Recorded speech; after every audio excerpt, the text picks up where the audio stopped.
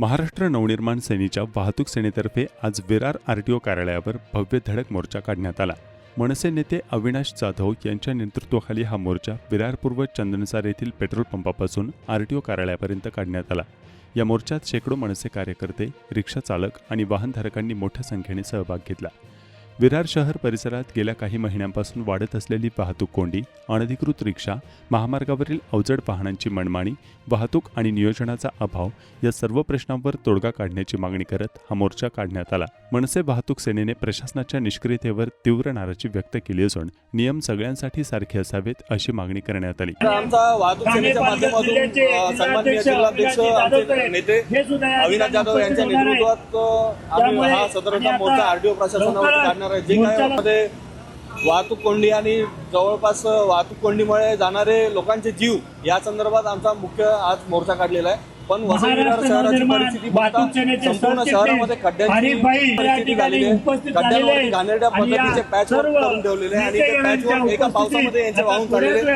वसई विरारचे दोन्ही तिन्ही आमदार करतात काय? सगळे सत्ताधारी आमदार करतात काय? फक्त रील बनवतात, शेअर करतात आणि फक्त लाईक आणि याच्यावरती हे आमदार काम करतात। असा माझा प्रश्न पडलेला आहे। येत्या दिवाळीपर्यंत यांनी जरी खड्डे बुजवले नाही तर आम्ही खड्ड्यांमध्ये फटाके फोडण्याचं आंदोलन आम्ही करणार आहे। खड्ड्यांच्या भोवती आम्हाला रांगोळी काढावी लागणार आहे। अशा पद्धतीने आम्ही आंदोलन करून लवकरात लवकर आमदारांनी, महानगरपालिका प्रशासनाने आणि ज्यांच्या कोणाच्या अखत्यारीमध्ये हे खड्डे येत असतील त्यांनी याची काळजी घ्यावी आणि नागरिकांना सुविधा द्याव्या। या मोर्चातील सर्वात हृदयस्पर्शी क्षण ठरला तो 11 वर्षाची चिमुरडी सलोनी राणेचा। सलोनीने आपल्या हातात "माझ्या आईला न्याय मिळाला पाहिजे" असा फलक धरून मोर्चात सहभाग घेतला होता।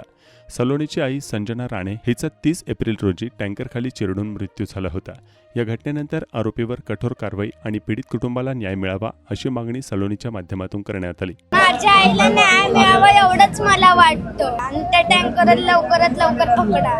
म्हणजे आम्ही रिझल्ट आणायला जात होतो तेव्हा पुढं माल उतरत होता आणि टँकरवाल्याला जायचं होतं आणि या साईडला ट्रॅफिक होतं लेफ्ट साईडला। तर त्या टँकरवाल्यांनी पाठून टर्न मारला ना, पाठून टर्न आमची गाडी होती, आमची गाडीला धडक मिळाला ना, आमची गाडी पडली। माझ्या मामाला वाटलं की मम्मी एक अशी बसलेली ना, मग एका साईडला पडली असेल, या साईडला पडली असेल दुकानाकडे, पण माझी मम्मी इकडे पडलेली। मी ॲक्सिलेटरमध्ये होती म्हणून माझ्या मामाने मला आधी खेचलं। मग मी पडली तेव्हा मला म्हणजे असे काही तुकडे दिसले, मला वाटलं की काहीतरी असेल असंच आणि मी नंतर उठून बघितलेलं तर म्हणजे बघण्यासारखं नव्हतंच, पण मला कसं तरी वाटतं। तिच्या बॉडीतला पूर्ण पार्ट एक वेगळा झालेला। मला वाटलं काहीतरी होईल, वाचेल माझी मम्मी। कोणच ॲम्ब्युलन्सला बोलवत नव्हतं, कोणतरी बोलवायला पाहिजे ना। होती क्रिटिकल प्रॉब्लेम होता पण ॲम्ब्युलन्सला कॉल करायला पाहिजे होता। सगळी लोक तिकडे उभं राहून फोटो घेत आहेत, तसं काही मनोरंजनच चालू आहे। संपूर्ण मोर्चा दरम्यान मनसे कार्यकर्त्यांनी घोषणाबाजी केली तर नागरिकांनी वाहतूक व्यवस्थेत सुधारणा आणि न्याय मागणीसाठी पाठिंबा दर्शवला। हा मोर्चा शांततेत पार पडला असून प्रशासनाने मनसेच्या मागण्यांवर अहवाल घेण्याचे आश्वासन दिले आहे।